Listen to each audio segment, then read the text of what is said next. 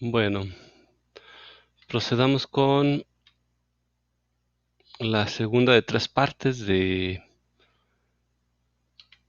las variables aleatorias continuas y abordemos uno de los temas más atractivos, que es el de la distribución normal o gaussiana.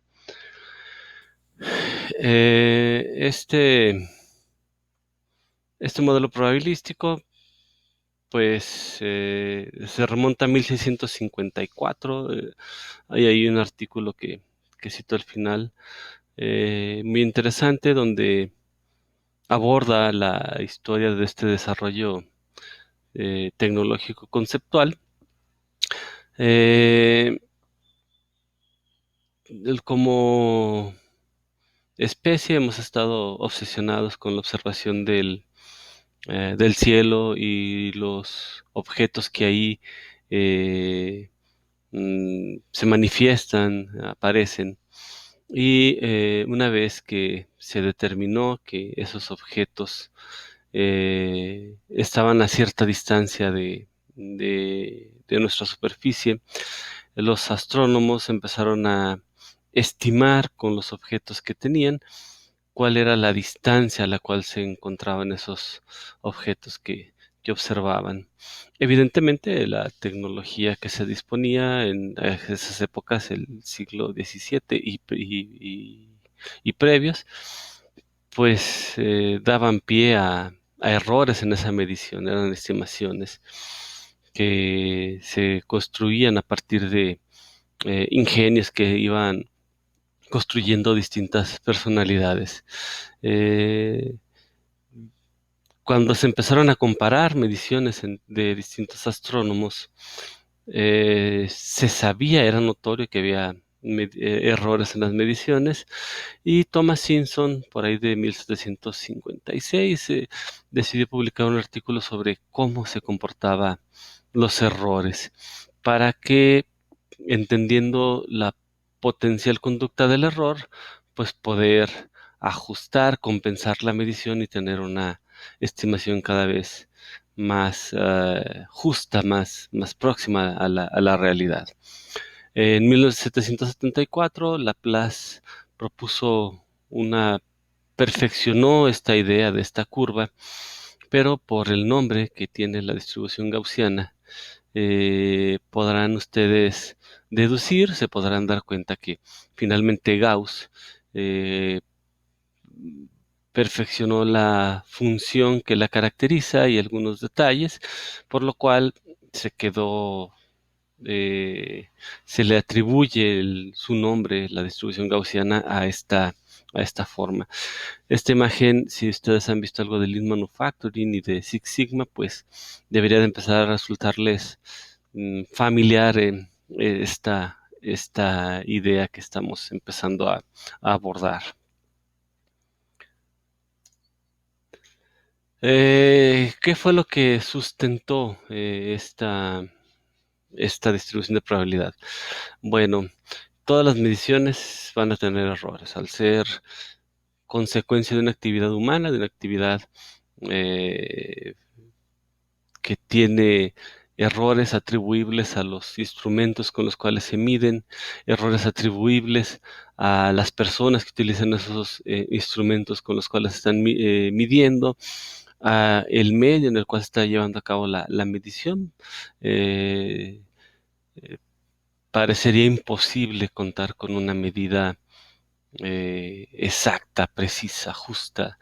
Tenemos nosotros aproximaciones suficientemente buenas que nos sirven para resolver el grueso de nuestros problemas cotidianos, sean mediciones tan elementales como decir, levanto la vista y veo la esquina está aquí a 5 metros de mí, con el error que pueda existir con ello, o utilizar elementos tan sofisticados como longitudes de rayos láser y algunos otros elementos para poder establecer mediciones, pero tendremos que vivir con el hecho de que al final existirá algún error. Algo que quizá nos puede tranquilizar es el hecho de que los errores pequeños son más probables que los grandes.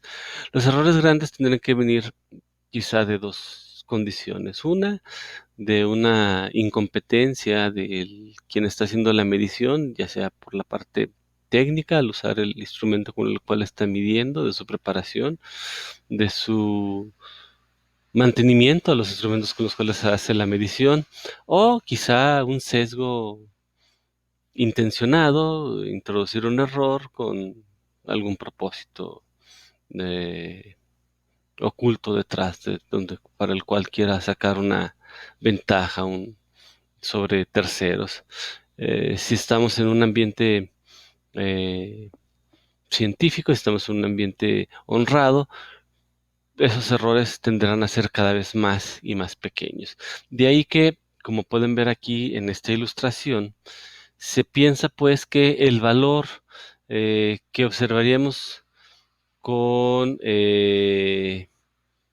mayor frecuencia pues sería cero, ¿no? Tendremos errores cero y alrededor del cero se empezarían a agrupar todos los errores y podremos tener errores positivos.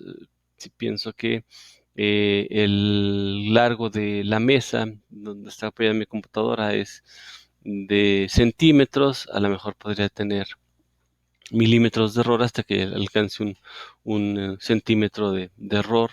Y si digo que son 180 centímetros, realmente sean 179 y me equivoqué, un error positivo. O si digo que son 178, pues me quedé un centímetro corto. Entonces los errores podrían tener una dirección a la derecha o a la izquierda, dependiendo de dónde se esté incurriendo en ese error. Eh, Sobreestimar o subestimar una distancia, una longitud, un peso, una magnitud, tendría que ser igualmente probable. No habría razón para decir la gente tiende a sobreestimar o subestimar. Si yo me preguntan ahorita cuál es mi peso, no me he pesado en poco más de mes y medio. Ahí yo podría tener un sesgo y decir, como yo aspiro a bajar de peso, voy a dar un peso inferior al real. Ahí existiría un sesgo por otros factores, pero si me preguntaran por una persona que no conozco, que no sé sus hábitos, me dijeran esa persona cuando pesa, me equivocaría dando algunos kilos de más o kilos de menos, o gramos de más o gramos de menos, sin tener un sesgo particular, ahí quitando factores emocionales, apreciativos de otra índole.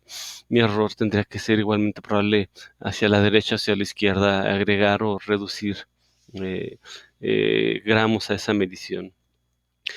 Y bueno, hay aquí un hecho de que si tienes muchas mediciones de la misma cantidad, el valor más probable, dado que, por ejemplo, mm, a la distancia a Plutón tenemos un estimado, pero la distancia exacta, pues no ha habido, no tenemos un medio de construirla, de saber esta es la medición. Por lo tanto, el valor más probable, que sea el valor verdadero, va a ser la media de todas las mediciones que podamos construir, que podamos elaborar, que podamos llevar a cabo. Hay un experimento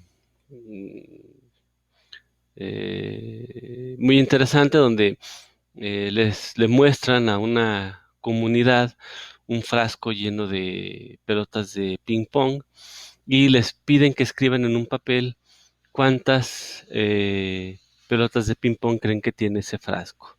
Normalmente el frasco es de una magnitud más o menos importante y está lleno. Entonces las personas anotan en un papel su predicción. El presentador recaba todas las predicciones, las suma, calcula el promedio y difícilmente habrá una predicción que sea exacta, que sea la que tenga el número real de las pelotas de ping pong, pero el promedio de las estimaciones va a estar muy, muy próximo, realmente cerca al valor real de esas estimaciones. Entonces, el principio de esto que rige es si tengo varios sistemas de medición que apliquen diversas tecnologías o que se involucren diversas personas, diversas técnicas, pues podría tener mejores condiciones, mayores probabilidades de tener la medida real. Eh, Típicamente, si ustedes llevaron en su formación universitaria administración de proyectos, probablemente vieron por ahí la técnica del PERT y el CPM, el método de la ruta crítica. Eh, Identifican las actividades que son indispensables para poder llevar a cabo un proyecto y la duda es qué probabilidad hay de concluir ese proyecto en tiempo. Cada tiempo intermedio tendrá cierta probabilidad de que la actividad se ejecute dentro de el pronóstico y si se cumple, bueno, pues podremos al final determinar cuánto va a durar nuestro proyecto. En esta ilustración, estas eh, cajas ovaladas en los extremos determinan la ruta crítica, que es la trayectoria de actividades, que es la más extensa, la más larga, y el proyecto, dada la secuencia de actividades, no puede terminar en menos tiempo que eso. Eh, entonces, si ustedes leen un texto donde venga per CPM, típicamente hacen cálculos de probabilidades siguiendo un modelo normal de la probabilidad. Eh, un elemento interesante de la curva normal es el hecho de que la curva es simétrica con respecto al centro, el valor central es la media. Como dijimos que los valores tienden a ser pequeños, se espera que el valor promedio del error sea cero, es la expectativa, es el valor central, y la curva es simétrica. Si yo doblo esta curva y la sobrepongo sobre el otro lado, los puntos coincidirían uno a uno con el de su par. Esta distancia de la media hacia la derecha o hacia la izquierda, normalmente la cuantificamos en términos de la desviación estándar. Y de una desviación estándar a la derecha y una desviación estándar a la izquierda, acumularíamos aproximadamente el 68% de toda la probabilidad. Si tomamos dos desviaciones estándar a la derecha y a la izquierda, ya tendremos el 95% de la probabilidad. Y si tomamos tres desviaciones estándar, tomaríamos el 99%.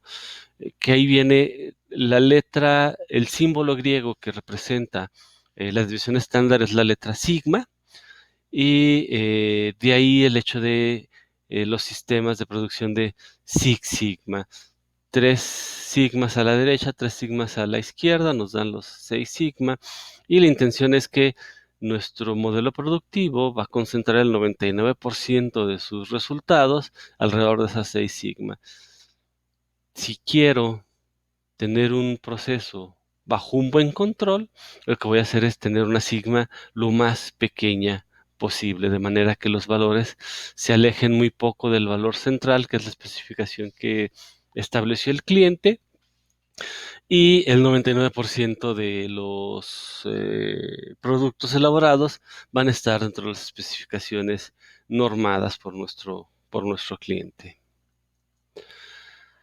Eh, Típicamente, bueno, lo que yo quiero es determinar en qué, por ejemplo, regresando al,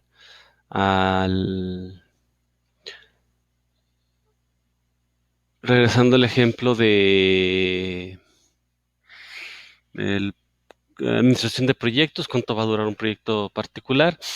Yo fijo una fecha y me voy a comprometer con el cliente a entregarle el proyecto para cierto día. Si cumplo en la fecha, pues voy a ser una persona confiable, una persona en la cual van a seguirme ofreciendo trabajo porque está en las fechas, claro, mientras cumpla con las condiciones mínimas de calidad, pero si no cumplo con la fecha, voy a incurrir en una falla. Si mi duración promedio del proyecto está al centro de esta distribución de probabilidad, como es esto simétrico y lo que el área debajo de la curva es 1, pues aquí está el 50% de la probabilidad. Entonces la probabilidad de acabar en la duración promedio del proyecto es el 50%, es un volado. Realmente, como puedo terminar en esa fecha, lo más probable también es, bueno, no es lo más probable, es igualmente probable que no termine dentro de la fecha, ¿no? Mi labor va a ser pensar en cuál es la fecha que pueda proponer, eh, qué fecha debería proponer. Entonces voy a pensar, ¿no? A lo mejor una fecha muy probable de término sea una que, considerando la variación en la potencial de la duración de mis actividades, entonces puede ser una que acumule mucha probabilidad. El riesgo de eso es que la fecha se mueva como es natural. Si ahí la media que tenemos es un número de días, moverlo a la derecha van a ser días adicionales de terminar y es poner en prueba la paciencia de nuestro cliente, ¿verdad? Y si hay alguien que tenga tiempos mejores y mejor controlados, pues podría ofrecer fechas más breves que la que nosotros vamos a proponer y eso nos podría sacar del mercado. Lo más sano sería pues pensar en un intervalo donde es probable que sí terminemos, ¿no? Y digamos, en una semana, en cierto periodo, cuando pensamos concluir nuestro proyecto en términos de probabilidad, que esta es una forma de hablar de la aplicación de este modelo estocástico, de este modelo probabilístico. Bueno, ¿por qué es necesario, por qué es conveniente hablar del modelo de la probabilidad normal, del modelo gaussiano? Pues es el más utilizado. Si ustedes, como lo mencionaba hace unos minutos, si no tienes más formación estadística, si tu preparación en probabilidades muy magra, típicamente dirás, bueno, asumo que la distribución es normal, ¿sí? Y a partir de ahí, yo todo mi modelo probabilístico, mis probabilidades las voy a calcular siguiendo este modelo.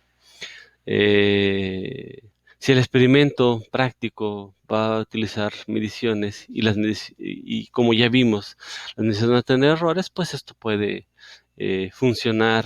eh, las discrepancias entre el modelo y la realidad podrían ser mínimas, no significativas. Eh, los errores que pueden surgir, pues podrían venir de muchos orígenes, ¿no? Eh, eh, y aunque busquemos emplear eh, el dispositivo, la herramienta más sofisticada, más precisa, más exacta, habrá que ver si la relación costo-beneficio permite usar algo particularmente complejo, pero al final del día nada nos librará de los errores. El problema de asumir que todo sigue una distribución normal es que vamos a incurrir en alguna imprecisión, en alguna inexactitud. Entonces, tomando este pequeño ejemplo, la estatura de las personas sí sigue una distribución normal. Si eh, piensan en mexicanos de Aguascalientes que sean de su misma generación de ustedes y toman las estaturas, verán que la estatura va a haber un valor promedio alrededor del cual se van a concentrar el grueso de las personas y mientras más personas participen en esa medición, más preciso va a ser el valor central y dependiendo de la potencial variación que tenga esa generación particular, podrían estar muy próximos a la media o con cierta dispersión, ¿no? Sin embargo, por ejemplo, el peso de una persona, ese ya no sigue una distribución normal, debido a que los estilos de vida de cada individuo inciden en esa medición y, en esa característica, en ese variable que nos interesaría estudiar, y ya no sería tan sencillo, tan racional justificar que voy a utilizar un modelo, una distribución normal para caracterizar los pesos de personas. Estoy hablando aquí de pesos de personas, ¿no? Probablemente si lo que voy a hablar es el peso de un producto, voy a hacer balines de acero y quiero ver que esos balines tengan un peso dentro de las especificaciones. Verificando los supuestos, ese peso sí podría llegar a tener esa distribución normal. En la práctica, el peso de las personas se sesga hacia la derecha, y me imagino que en México quizá un poco más que en otros países, pero la raíz cuadrada del peso humano ya empieza a tomar una característica aproximadamente normal.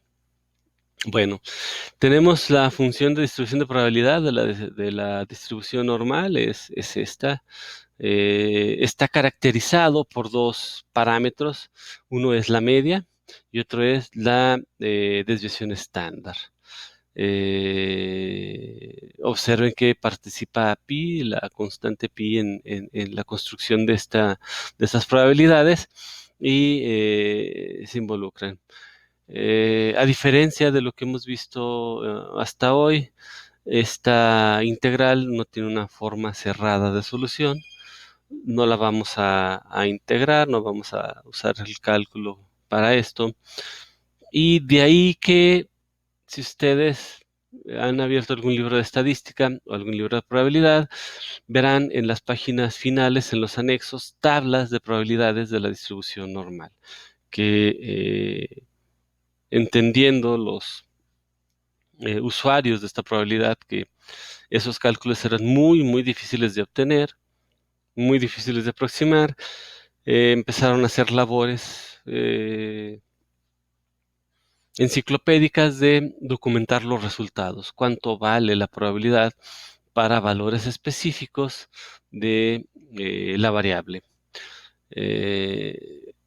Si regresamos al inicio de la lección, o no de este video particular, sino de la lección, y pensamos que estamos hablando de variables continuas, entenderán que las tablas tienen una limitante natural de que estamos discrecionalizando una variable continua, porque pues no vas a tener tablas con valores infinitos.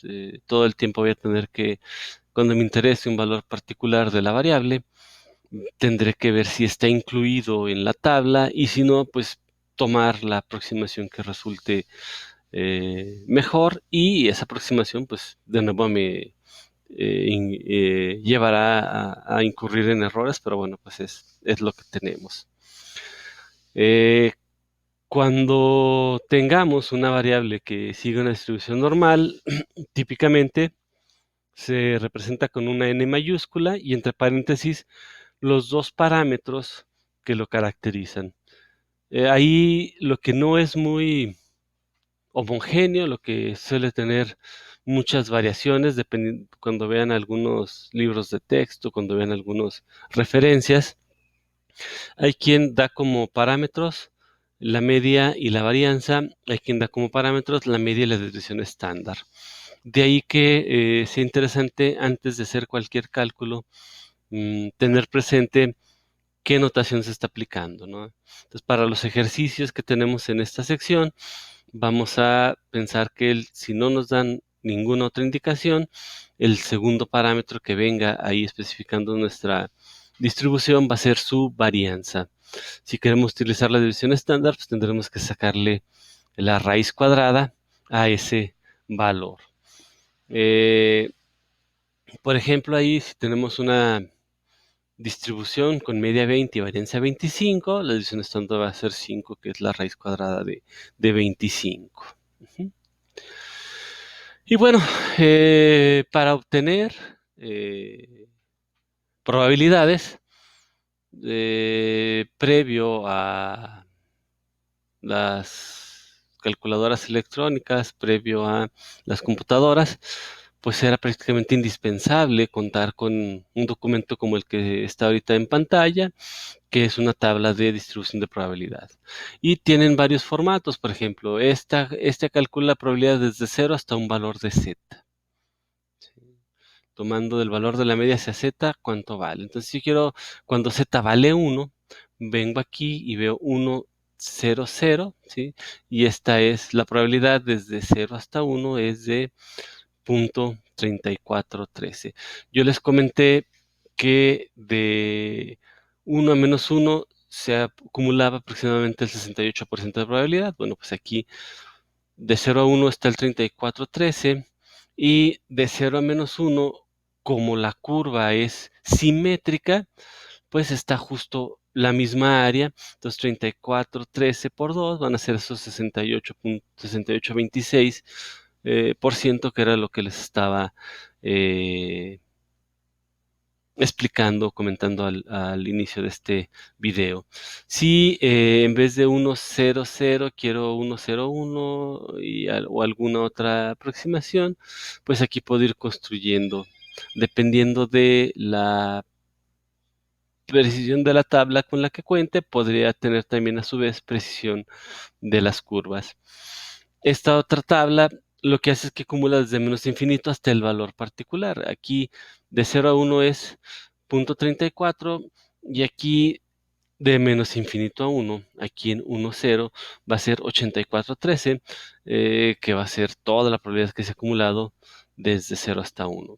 En esta tabla les comentaba que el 0 es la media, es el centro de mi distribución. Entonces, en 0, 0 va a ser 0.5. La mitad de la probabilidad completa está desde menos infinito hasta 0. De ahí que sea 500 o 50% de probabilidad ahí acumulado. Mientras menos me aproxime hacia el 3 y lo exceda, pues entonces voy a estar muy cerca del 1, porque va a ser desde menos infinito hasta 3, ¿no? Y si puedo irme excediendo el 3, pues me aproximaré mucho al 1. Entonces, ustedes pueden buscar en internet y descargar tablas para calcular probabilidades normales, si lo quieren hacer así. Yo les voy a mostrar cómo se hace con Excel, que me parece un medio mejor que este que tenemos. Bueno, yo les mostraba aquí una distribución que tiene media 20 y desviación estándar 5. Y aquí la tabla, si se fijan, tiene una media de 0 y una desviación estándar que quizá aquí sí lo tiene explícitamente. Dice la varianza es 1 y la raíz de 1 es 1, entonces también la desviación estándar va a ser 1. Aquí no hay problema, aunque no nos diga si es varianza o desviación estándar, pues la raíz cuadrada de 1 es 1 y ahí no tengo ninguna complicación. Aquí no dice que es 0 y 1, pero dice aquí estándar normal curve, la curva estándar normal, y eso es lo que vamos a ver en el siguiente momento, ¿no? Que la distribución normal estándar va a seguir este modelo. Media 0 y desviación estándar o varianza 1. Todas las tablas que ustedes encuentren publicadas van a seguir ese modelo, pero es muy probable que lo que ustedes quieran estudiar o modelar no tenga esos parámetros. Por ejemplo, aquí dice que se están produciendo anillos de pistón cuyo diámetro es de 45 milímetros y la desviación estándar, las desviaciones están modeladas por distribución normal. No trae aquí el valor por lo pronto de la desviación estándar, pero bueno, para poder ir a la tabla necesitaríamos la desviación estándar y poder convertir esto a términos estandarizados. Podríamos tenerlos que convertir a valores que sí nos den probabilidades en la tabla. Si la variable aleatoria se describe con la distribución n, con una media de 45 y una varianza de 0.000625, ¿cómo puedo obtener valores de la tabla? ¿Cuál sería la variable normal estandarizada? Para una variable normal, su variable aleatoria es típicamente z. Van a ver en varios libros de texto o en documentos de internet que la variable es z. Y para convertir una variable aleatoria x o cualquier variable aleatoria a la variable z, a la variable normal estándar, lo que vamos a hacer es tomar el valor que nos interesa convertir de x, le restamos el valor de la media y a esa diferencia entre ambos lo dividimos entre la desviación estándar. Y con eso vamos a convertir el valor particular a un valor en la tabla y de ahí voy a poder calcular probabilidades. Entonces me dice el siguiente texto: cuando la variable aleatoria x se aproxima a una normal con 45 de media y 0.000625 de varianza, toma valores entre 44.95 y 45.5. ¿Qué valores toma una variable aleatoria z, una variable aleatoria normalizada? Entonces, bueno, vamos a verlo eso con Excel. Tengo aquí la media, la desviación estándar, perdón, la varianza, ¿sí? Entonces, para calcular z, como lo mencionamos, lo que haríamos sería tomar el valor de x de interés, restarle la media y dividirlo entre, pueden ver aquí la fórmula, la raíz de la varianza, la desviación estándar.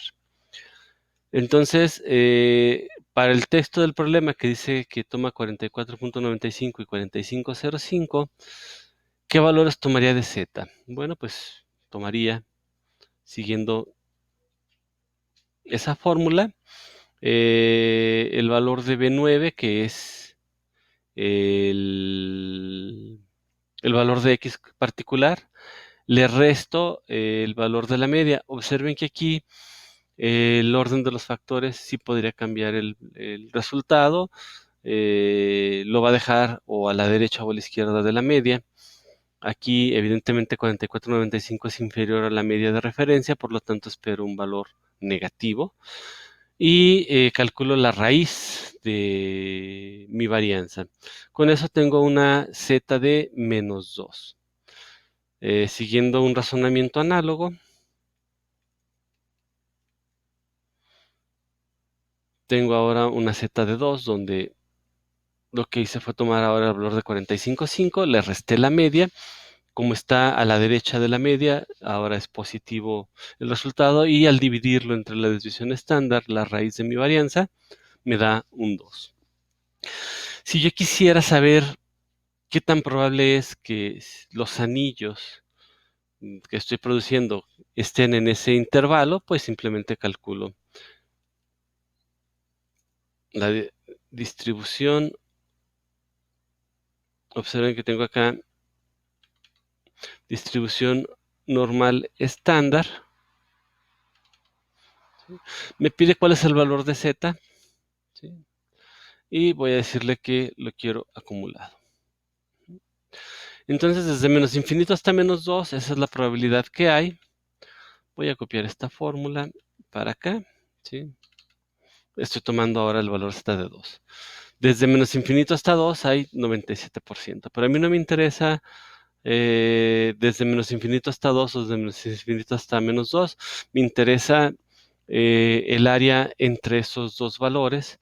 Entonces, pues simplemente le voy a restar a este valor lo que se acumule antes de llegar a ese intervalo, y eso es lo que contiene mi intervalo.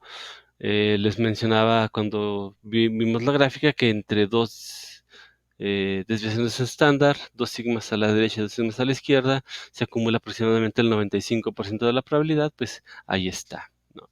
Entonces, bueno, aquí pudieron ver que usamos el Excel para hacer el cálculo de las probabilidades. Eh, Hicimos una estandarización que el Excel me dice que pues estrictamente no necesito hacerlo. Me da también otra fórmula, distribución normal n, y aquí me va a pedir más parámetros para poder hacer el cálculo. El valor de x que quiero utilizar de referencia, la media, La desviación estándar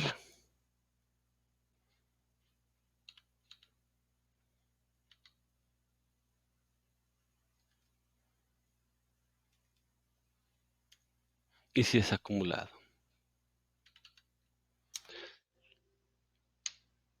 Sí, pueden comparar los valores de la probabilidad, son justamente los mismos. Lo que hace la función que acabo de poner es normalizar en primera instancia y una vez que normaliza, calcula la probabilidad. Por lo tanto, al usar la fórmula para el siguiente límite, voy a obtener el mismo valor y al calcular mi intervalo, pues tengo justo los mismos. Usando cualquiera de las dos fórmulas, funciones de Excel, van a poder obtener la respuesta que estén buscando. Ahí están las respuestas. Bueno, pues eso es en cuanto a la función de distribución normal. Me faltó hablar cuál es el valor esperado de una variable normal. El valor esperado es la media, es mu. Existe la demostración con cálculo para poderlo hacer. Eh, como la función no es cerrada, tiene alguna complicación, pero pueden consultar un texto donde venga la demostración. Y el valor esperado es la media justo, el valor central. Y pues les pido que realicen estos ejercicios. Vienen ahí eh, detallados en el Canvas. Gracias y ya solo nos resta hablar de algunas otras distribuciones notables que son también particularmente útiles y significativas. Gracias.